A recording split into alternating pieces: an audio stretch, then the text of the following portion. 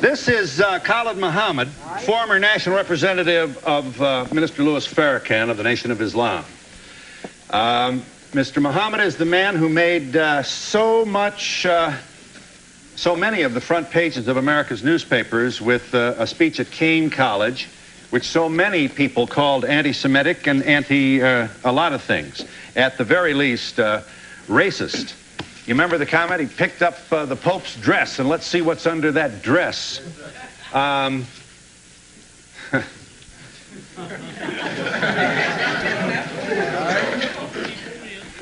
Here's what you said about Colin Ferguson, the man who shot a Jamaican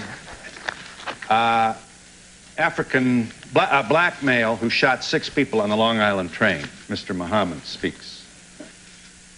Where they set black inmates up in these jails and penitentiaries, and in particular there in Nassau County, and pulled all the black officers out and the black inmates so they could jump on Brother Colin Ferguson, because they were mad with him for catching the Long Island train and killing all them white folks. I love Colin Ferguson.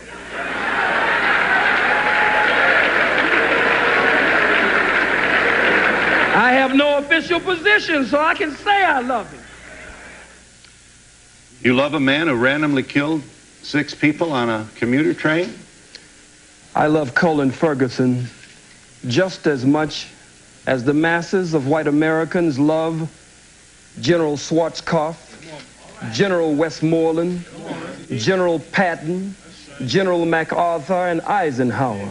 America awards her killers, and they get ribbons and stripes and bars. I'm sensitive to the pain and suffering of the loss of life on that train, but I'm one of the rebellious slaves. And so when black people stand up out of pain and suffering and frustration, I understand after 500 years. You also you talk about the response of some African Americans to, for example, the book which attempts to prove that the Jews are involved in the slave trade. I'd be happy to let them see that. You talk about when white folks can't defeat you, you said in your speech at Kane, they'll always find some Negro, some boot-licking, butt-licking, buck-dancing, bamboozle, half-baked, half-fried, sissified, punkified, pasteurized, homogenized nigger that they can trot out in front of you. I would ask you, Mr. Muhammad, is Jesse Jackson a boot-licking, homogenized nigger? To the best of his ability, I believe he tries every day to do that. Here you are mocking Jesse Jackson at a speech, I believe this is Howard University. Roll the tape. Oh, boot-licking, buck-dancing, scratching, shuffling, messy Jesse Jackson. You keep.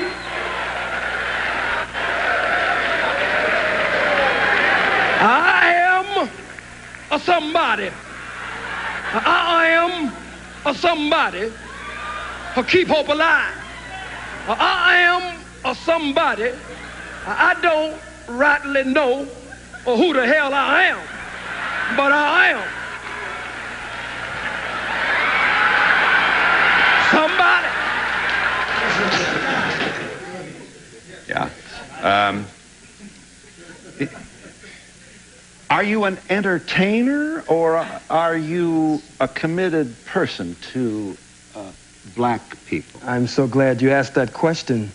I believe that the liberation and salvation of the black nation must be brought about by black people gaining a thorough knowledge of self after our 500 to 6,000 year Holocaust, where we have lost over 600 million. And so I believe that that education process must be a process of 2 steps: inspiration and information. So I seriously give information, but black people are a people of rhythm and spirit, so I also give inspiration.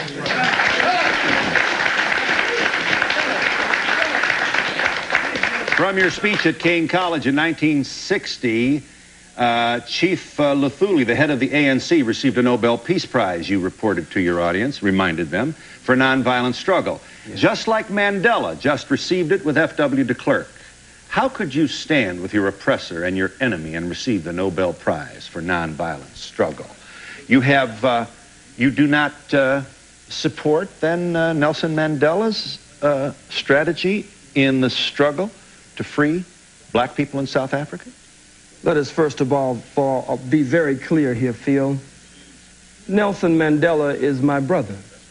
So is Jesse Jackson. He is a member of the family, and so is Jesse, and Jesse is a very brilliant man. We just want him to return home and stop being used by the enemy and the oppressor against his people. Now back to Brother Nelson Mandela. And certainly we can never mention Nelson without mentioning Winnie Mandela. But Nelson Mandela's attempt at a multiracial government in South Africa after the murder of men, women, children, and babies, and the rape of South Africa, a criminal settler colony that has been established like Israel there in that part of the world. I cannot go along with one man, one vote. Let me say why.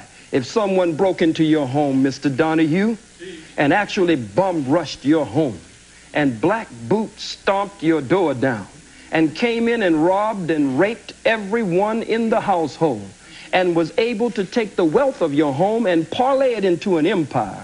This is an invader. This is an intruder. This is a murderer. This is a burglar. This is a criminal.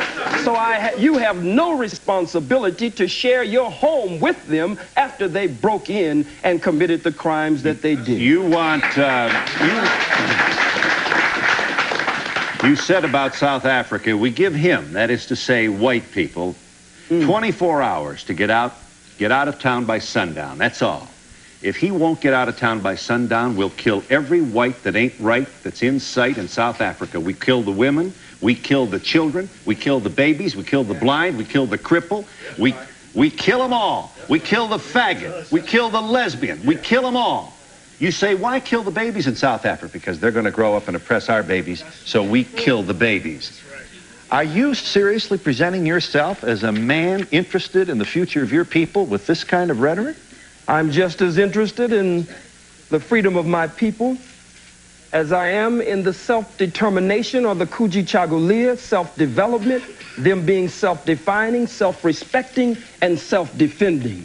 If the white man has killed millions of our people, and you cannot deny the undeniable and indisputable and irrefutable truth, fact, proof, and history of their bloodshed there in South Africa, I said it would be merciful if they would leave. I don't agree with a government, a sham government. No man walks out of prison after 27 years and becomes the president unless there's a script and a plan behind the scenes to remove the economic sanctions from whites in South Africa, but no real plan for redistribution of the wealth. The Oppenheimers, the De Beers, and others there sucking the blood of our people. So I said, be merciful. Give them a period of time. 24 hours. Truman gave the Japanese a period of time, but when they didn't comply, he dropped the bomb on men, women, children, and babies. I make no apology for that statement. I believe that the invasion of South Africa was an act of unprovoked war. One nation against another nation, and nations must fight for the self-determination. They had no business there, Mr. Donahue. Yes. Would you like to see Aristide return to Haiti to his rightful, duly elected position as president? From what I have learned and studied of President Aristide, from what I can see and those I've been privileged to talk to who are close to him, he appears to be a very sincere man. He appears to be a man who really loves our people there and wants to see our people breathe free and correct the problems that colonialism and other disruptions is very definitely at the root of. However, Phil, I do not want to see my beloved brother, President Aristide, returned to Haiti by the power of a Bill Clinton.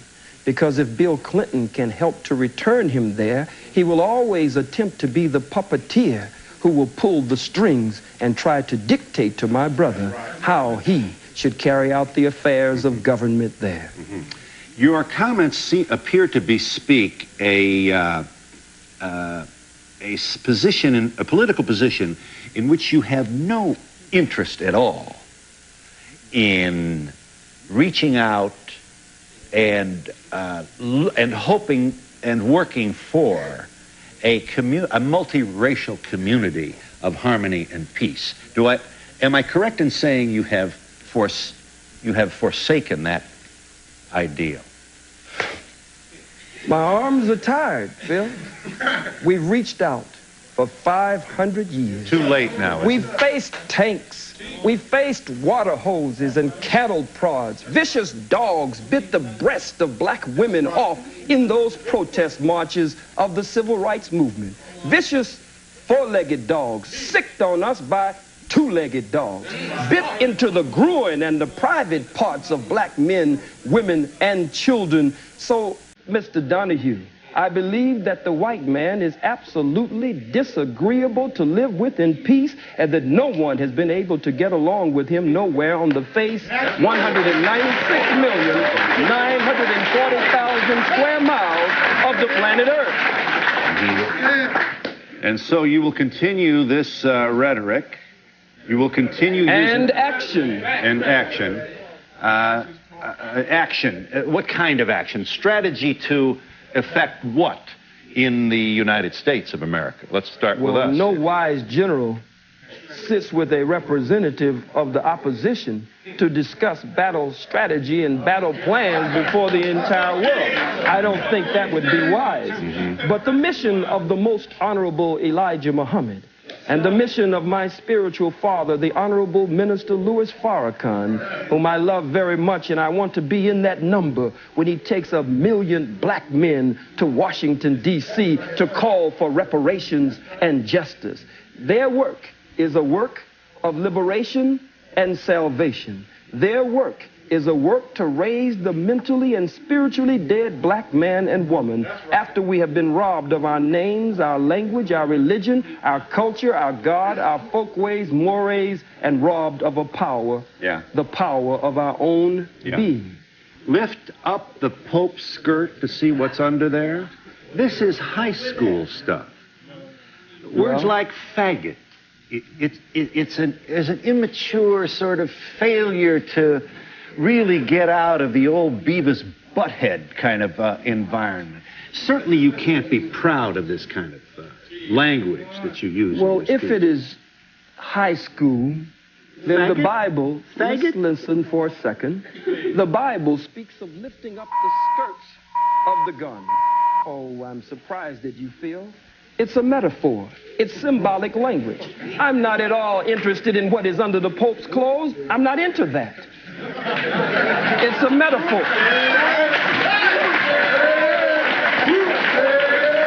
Let's see what's under there. But it is a metaphor to say, let us expose the Pope, according to H. Shelton Smith, President Emeritus of Duke University, in his book entitled In His Image, quote, the Catholic Church and the Pope were directly involved in the institution of slavery. They financed slavery and gave the okay that it was good business to sell Africans. Lift up the skirts of his garment so that we can see the shame and reveal what has been hidden. But it has nothing to do with sexuality whatsoever. What do you suspect has been hidden? I believe that it has been perpetrated before the world to discover what it might be. Well, we're saying lift up the skirt again. I don't believe you're missing what I'm saying. Lifting up the skirt again, as the scripture says, raising the skirts of the garment. I'll say it once more for you, and only once more. Has to do with revealing the history, the hidden history. When you lift up someone's garments, then you show their shame. You show up their private parts, that which they normally hide from the rest of the world. I'm not dealing with organs under the garment. I'm dealing with the organ of slavery and those parts that have been kept private from the masses of the people. We are in New York City with Khalid Muhammad, and we'll be back in just a moment. Here is just one of the comments that provoked the Anti-Defamation League to take out a full-page ad in the New York Times and other newspapers. What the ADL did essentially was publish in the New York Times some of the things that you said. Here's a part, this is an audio tape, of part of your speech to Kane College last November that created such furor. Khalid Muhammad speaking. The hook-nosed, bagel-eating, locks-eating, imposter perpetrating a fraud, Johnny-come-lately, just crawled out of the caves and hills of Europe, wanna be you. Not presuming you haven't been asked this before, but may I ask you kindly to speak to the loved ones of Schwerner and Goodman, who died with one of your brothers, Cheney, buried in a shallow grave in the South in the middle of the Civil Rights Movement because this black man was seen with two white Jews down there causing trouble, trying to promote the civil liberties of your people. Two Jews found in a shallow grave. I happen to have met the mother of one of these very brave people. And when she sees this, we can only speculate what must go on in her heart. You would want to say what to her? I don't have anything to say to her. You just condemned all Jews with that observation, with this alliterative kind of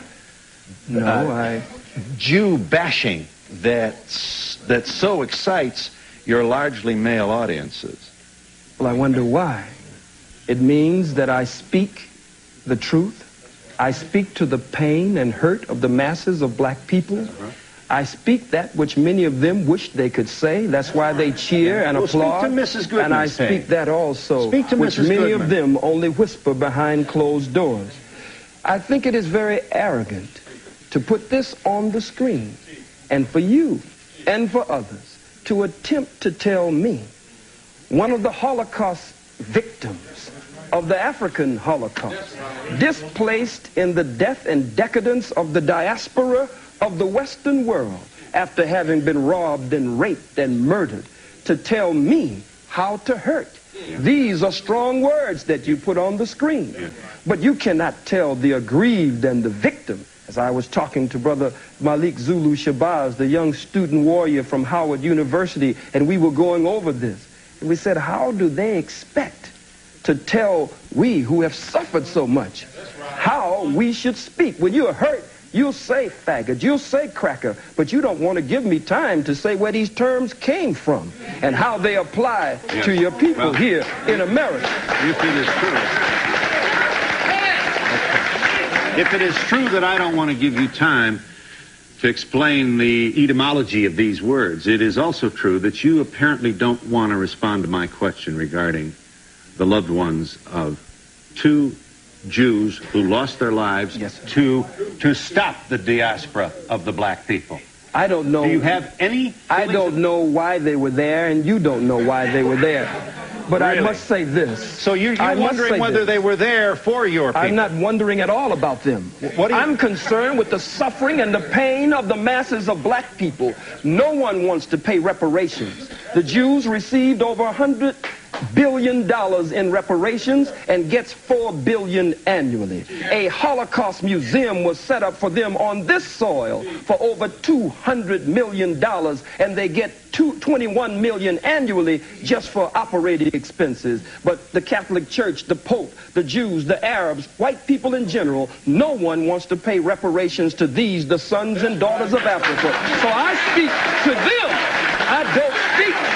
I speak to them. I don't speak to the family of those two Jews. There are too many of us for me to speak to them. You don't want to take any time to make any particular We've given statement. all the time we've been in America. Now it's time we do something for ourselves. We are the same people, Phil, that when you beat us and rearrange our eyeballs in the socket and rearrange our face and beat us and stomp us before the world, we're the same people that get up because God just made us with tender and sensitive hearts as his chosen people and say, well, can't we just get along?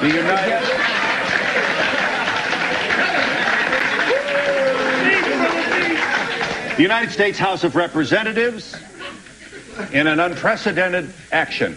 I don't know whether there's a precedent for the U.S. House to take its time to debate and vote on the condemnation of a private citizen, but it has done that. 435 members of the House of Representatives debating the condemnation of Mr. Muhammad. Here are two members of the House on opposing sides. Calling for the censoring of Mr. Muhammad is Congressman Lantos, followed by Congressman Abercrombie, who makes a statement in behalf of free speech. Watch this, House of Representatives. On November 29, 1993, at Keene College in New Jersey, Mr. Khalid Muhammad, a senior representative of the Nation of Islam, delivered an outrageous and violent attack on the principles of racial, religious, and ethnic intolerance. His attempt to incite violence by preaching bigotry and hatred must be swiftly and forcefully condemned by this body. Governmental sanction against any speech, objectionable as it may be, is always suspect. The Constitution has proven to be our strongest safeguard against the Mohammeds of the world. Let us respect and revere the Constitution of the United States and vote down this resolution. Congressman Abercrombie's position did not carry. The final vote by the House of Representatives on the matter of condemning Mr. Muhammad was 361 yea, 34 nay. You have, sir, been condemned by the United States House of Representatives. I assume you are flattered by that action.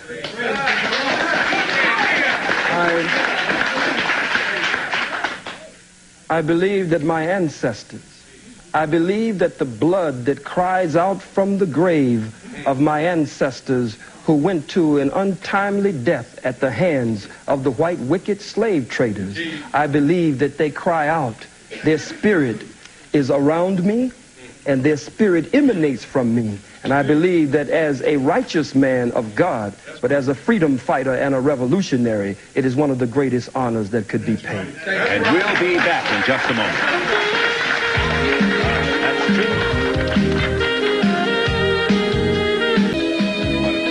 Yes, I have one question for the white audience that's watching this. A lot of times they ask, what can they do to help this situation? And I feel that they should go over to their people and represent this issue the same way this brother puts his life on the line for us. They should be doing the same thing, because otherwise it's going to be a one-sided view. They need to reach their people as well. Yes. What I'd like to know is, what do they say to the KKK, the skinheads, the Nazis?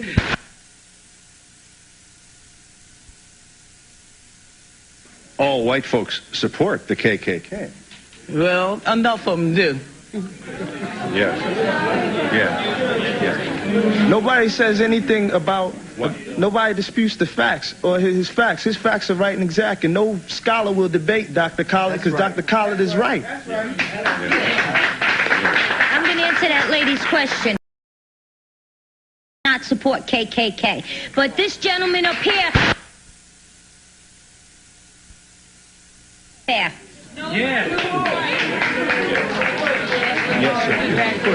Yes, my thing is, if what he's saying is not true, let's bring somebody forward to prove him to be a liar.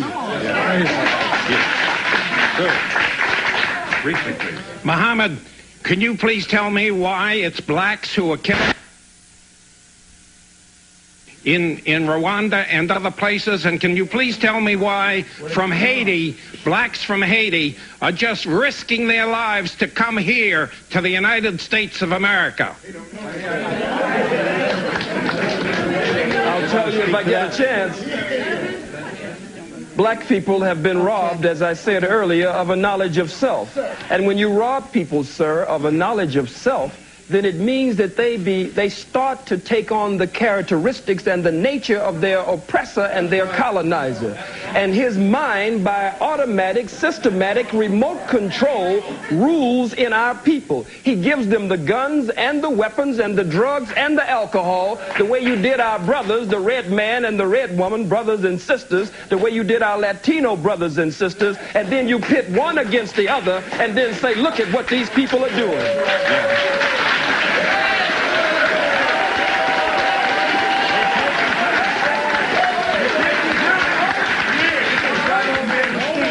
Yes. Adolf Hitler perpetrated the Holocaust. May I have your attention, please? Adolf Hitler perpetrated the Holocaust on 11 million people that died, 6 million of which were Jews, 5 million were others.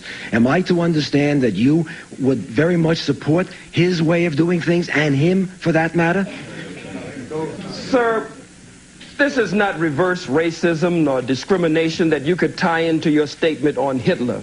If the slave master is whipping the slave and blood is running down the slave's back, and that's incidentally where the term cracker comes from the cracker man who had the crack of the whip on the slave's back.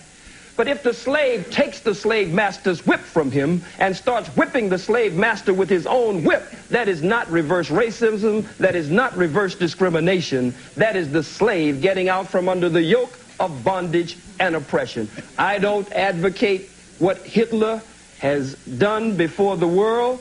Hitler's struggle. I went to the Holocaust Memorial Museum and I tried to separate Hitler as a freak of nature from the rest of white people. But after all that we have gone through, I know that there's a little bit of Hitler in all white people and a lot of Hitler in And we'll be back in just a moment.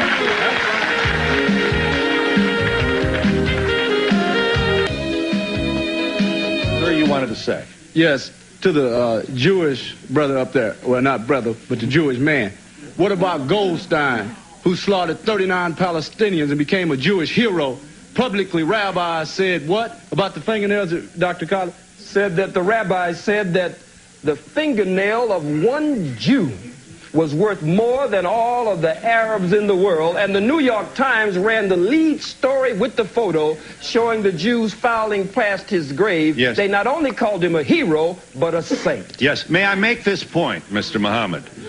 The atrocity perpetrated by Goldstein was roundly and publicly condemned by the entire leadership of the Jewish community in America, as well as the leaders of the state of Israel. Let me ask you this. They publicly condemned that action, and I can't even get you to look into the camera and convey even the remotest notion that you have in your heart some love for two Jews who died trying to save black people in the South. I speak of You cannot get me to look into the camera and do that.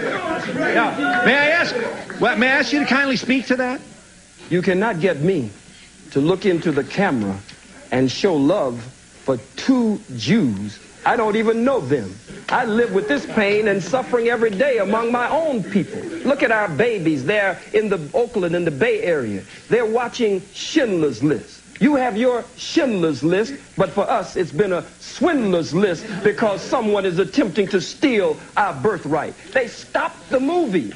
Take our babies out of the movie as though it's such a moral outrage. And then Spielberg comes in. The governor comes in. What about the statements of the Jew, Howard Stern, the comedian, Jackie Mason? What about Moshe Dayan? What about the fact that members of the Senate have made racist comments and Congress, and they were voting against me, but they were not brought up by their own colleagues in that so-called august body? Yes. Hello. What I'd like to point out is just as you said that you can't judge all black people by one person, you can't judge white people by just Hitler. What you have to realize is that we're in a diverse nation. which is America, and we have a lot to learn from everybody in this room. I feel I do, from all black people, all white people, and anyone else who happens to be in this room with me. America's the first. Briefly, sir. Yes, sir. Mr. Muhammad, could you please tell me, does Islam believe in Judaism and Christianity? And under Islam, are Jews and Christians are people of the book? Do you believe that? And further, do you believe, sir, that one people and one book sent by the same one God? And you referred to the people up front that they are your brothers. Is it possible, Muhammad, Mr. Muhammad, that I am your brother also? And is it also possible that we are brothers truly responsible for each other? Is that possible? The Holy Quran says that the messenger of God believes in what has been revealed, and so do the believers. And I am a believer. In Islam, we believe in one God whose personal and proper name is Allah subhanahu wa ta'ala. And that one God, we believe, sent all the prophets and the great ones in the great line of divine, and we believe in all of the revealed scriptures. I don't know you, sir.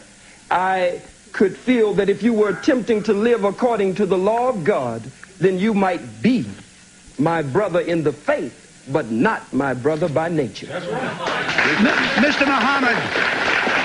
Muhammad, are you aware, Mr. Muhammad, that the courts-martial system on or about or in or about World War II condemned many black sailors for their involvement in handling munitions, where many of them died as a result of their handling these munitions? Would you believe, Mr. Muhammad, that the Jewish war veterans that I'm proud to represent took this issue on, and we have condemned the United States Navy as it relates to the deaths of these sailors, and we have condemned them for their continuance, dishonorable discharge of these black sailors? I ask you, Mr. Muhammad, what have you done on this specific issue?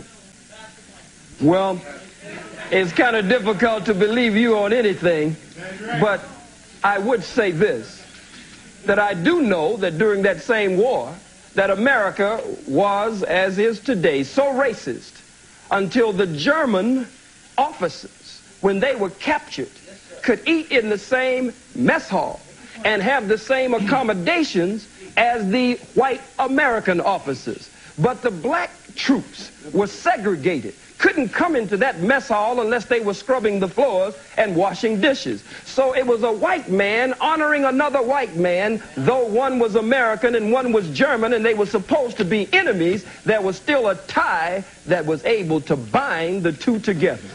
And we'll be back in just a moment. Yes. Yes. You want to show that? What is that? Is that a... It's a black man being burned alive with an audience like this cheering and applauding and tiptoeing to get in the picture. Mm-hmm. Yes, ma'am. Yes, hi. Yes.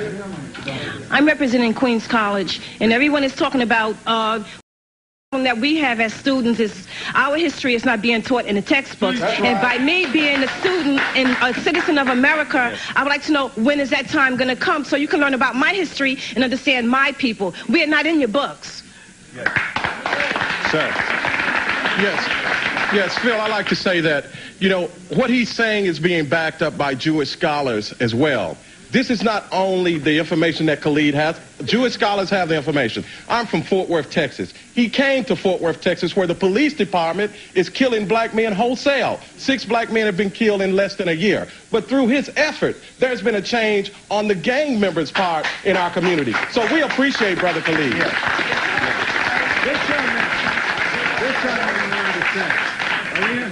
Yes, yes, sir. Being an educated college person, I see that you can always bring up events like this where people have been killed in mass murders from all people. Let's learn off the past and not make high school comments like yours and put down Hitler-like manners and try to form peace and learn off the past and form the future. Sir, you wanted to say. Sir. Right here. Yes, sir. I'd like to see us lay to rest this whole notion of anti-Semitism. The one thing that is an incorrect statement, because the whole idea of a Semite, Semites were people who lived in southwestern Asia, including northeast Africa and the Arabian Peninsula, who spoke Ugaritic, who spoke Ge'ez, who spoke Ethiopic, spoke Hebrew, who spoke Arabic. Those are our people. We are a Semitic people. Therefore, we cannot be anti-Semitic. Ashkenazic Jews are calling us anti-Semitic. We cannot be anti-Semitic because we are the descendants of a Semitic people. Let's lay that to rest. That was a weapon in the hands of the Jews since 1870. They used it against other people, but it doesn't work against people in Northeast Africa. Thank you. Beautiful. Sir, Beautiful. I can't believe exactly what I'm hearing. We went to war in World War II to fight for the freedom of speech. We didn't fight for freedom of speech of hatred. Many of our members, I'm the National Commander of Jewish War Veterans, and over 50,000 of our men died fighting for your right to free speech here now. I don't understand why you come out with such hatred. Phil, excuse me, Phil. Yes. Mr. Muhammad. Sir. You make me sick to my stomach with that. Because at the same time that you were fighting, you were not fighting for the freedom and independence of black people. Soldiers, black soldiers in segregated companies lost their lives on foreign soil there, but would have to come back and fight just to get a bite to eat and not have to go to the toilet on the side of the road somewhere in the bushes. So you're nothing but hypocrites, and you won't pull that small-time stuff over on me.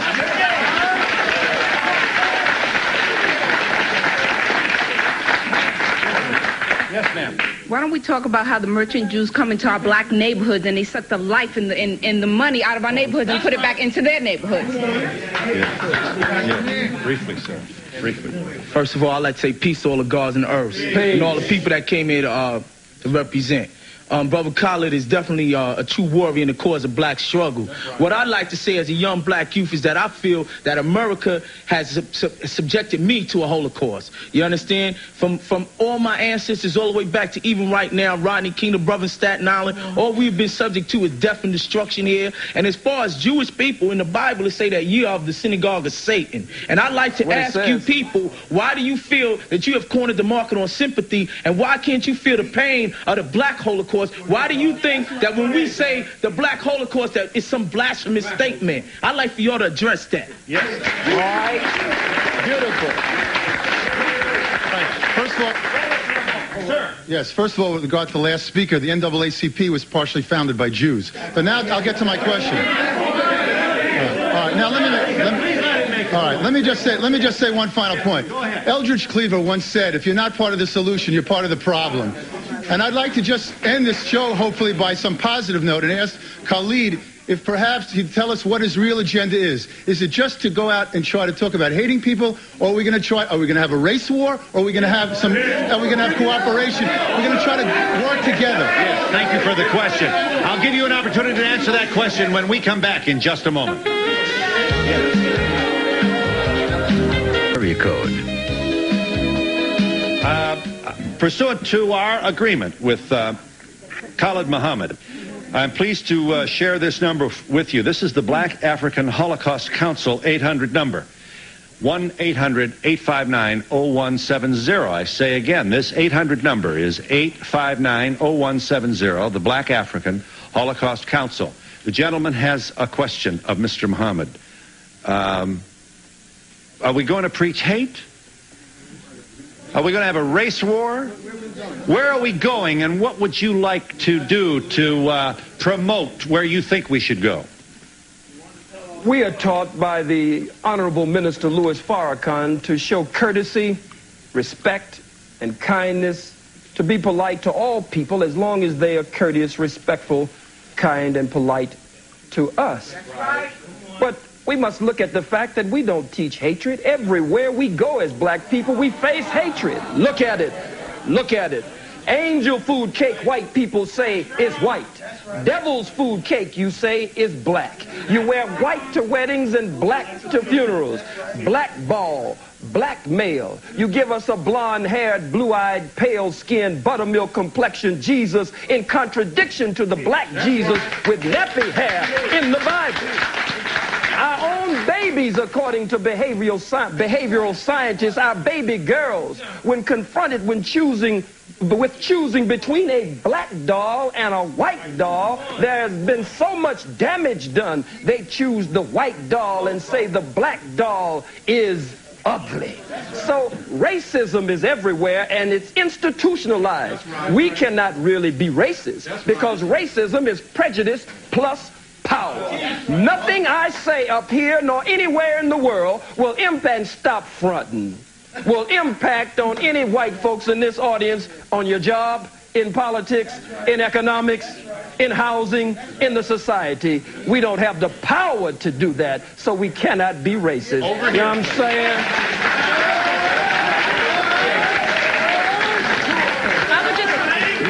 I would just like to say to this gentleman, I would like to say to this gentleman and all other people who are not blessed with melanin at this point in time, to understand that what has happened in our history is that you have been misinformed as much as we have been misinformed. Much of the information that is brought forth, not only from Dr. Muhammad, but other areas, other scholars, are not available to you, as a sister said, in your curriculums that you have for 400 years when you did not allow us to read and write and was being hidden. Whether you, sir, personally did that or not, it was a legacy that was passed on to you. And I end by saying the Holocaust is simply the greatest atrocity on film. Ours was not filmed. Thank you.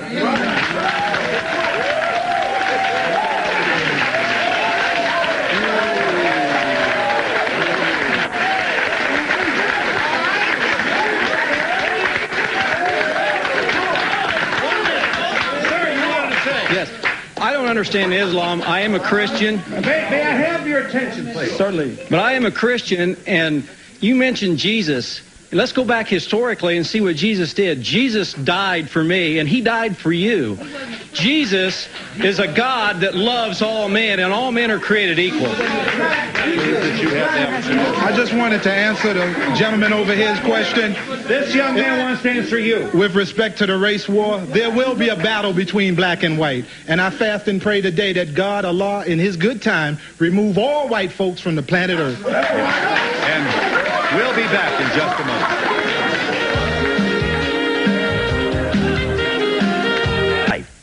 I feel the gentleman over there made an incorrect statement. That really was not necessary. That's all. Okay. Yeah. Seconds left. Second. Yes, ma'am. I just want to say yes, that my love and loyalty goes to Dr. Muhammad. And sister over here is a little lost. She got the contact lenses and, you know, the fake lenses, but we won't go into that. You know, it's no news. All right. My point is, there is, you know, we seem to be attacking issues that really have no relevance. This man making a statement that is factual, like brothers and sisters said. These are in the books written by Jewish scholars. That's right. Not by him. He's just quoting, and we're attacking him. So, what's the name of this book, brother, please? Secret Relationship Between Blacks and Jews. Okay. Yes. I have time only to thank you all for your contribution to our discussion. Thank you for joining us. Join me in thanking all the speakers for their contribution. Services provided and promotional fees paid by the following.